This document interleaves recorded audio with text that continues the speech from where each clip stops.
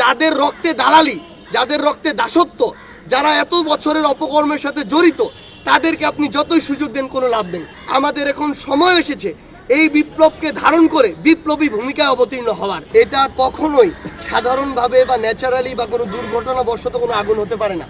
আমরা আমাদের জায়গা থেকে মনে করি একদম ষড়যন্ত্র করে প্ল্যান করে এই আগুনটি লাগানো হয়েছে। এবং আপনি যদি আপনাদের জায়গা থেকে দেখেন যে এই যে আগুনটি লেগেছে, এই আগুনটি আসলে লেগেছে আমাদের যারা ছাত্র প্রতিনিধি, যারা সরকারের প্রতিনিধিত্ব করছে, আমাদের নাহিদ ইসলাম, আসিফ মাহমুদ, তাদের অফিসগুলো জ্বলে পুড়ে শেষ হয়ে গিয়েছে। সেই জায়গা থেকে যখন নর্মালি আমাদের এই যারা ছাত্রদের প্রতিনিধিত্ব করছে ওই অন্তর্বর্তীকালীন সরকারে, তারাই অভ্যুত্থানের রাজপথ থেকে লড়াই করেছে, তারা এই স্পিরিটটা বুকে ধারণ করে এবং সেটিকে ধারণ করে বিভিন্ন খুনি শেখ হাসিনার সময়ে যারা বিভিন্ন দালাল ছিল, বিভিন্ন অন্যায় অপকর্ম দুর্নীতি ছিল, এগুলোর যে ফাইলগুলো, এই ফাইলগুলো যখন তারা বিভিন্নভাবে এগুলো নিয়ে তদন্ত করছিল, এই ফাইলগুলো সংরক্ষণ করছিল বিচারের জন্য, ঠিক তখনই এই সচিবালয় এরকম একটি প্ল্যান করে এরকম অগ্নিকাণ্ড ঘটনা হয়েছে।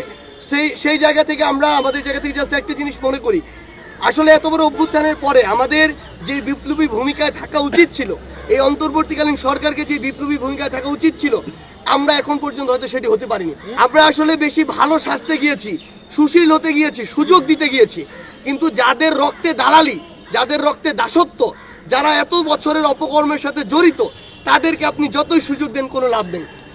আমরা আমাদের জায়গা থেকে মনে করি আমাদের যারা অন্তর্বর্তীকালীন সরকার, আমাদের প্রতিনিধি রয়েছে, আমরা যারা রাজপথে রয়েছি, আমাদের এখন সময় এসেছে এই বিপ্লবকে ধারণ করে বিপ্লবী ভূমিকায় অবতীর্ণ হওয়ার।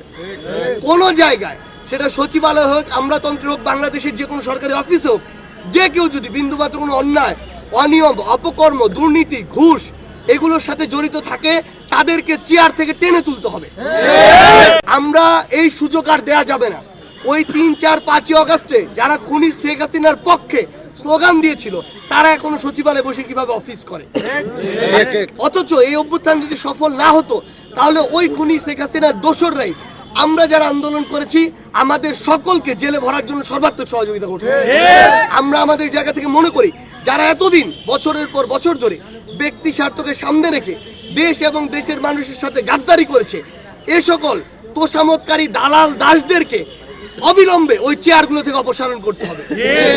এবং আমরা এই অভ্যুত্থানের স্পিরিটকে ধারণ করে আগামীর বাংলাদেশে অনেক ষড়যন্ত্র হবে, অলরেডি হচ্ছে, এগুলোকে যদি আমরা ঐক্যবদ্ধভাবে প্রতিহত করতে না পারি, তাহলে ওই খুনিদের আবার পদচারণা এই বাংলাদেশে দেখা যাবে। সেই জায়গা থেকে এই সচিবালয়ের এই ঘটনার একদম সুষ্ঠু তদন্ত করতে হবে, তদন্ত করে তাদেরকে দৃশ্যমান বিচার আওতায় আনতে হবে এবং এরকম ঘটনা আর যেন না হয়, সেটার জন্য অন্তর্বর্তীকালীন সরকার এবং যারা রাজপথে রয়েছে তাদেরকে তাদের জায়গা থেকে সর্বোচ্চ যেই ভূমিকা পালন করার দরকার সেটি পালন করতে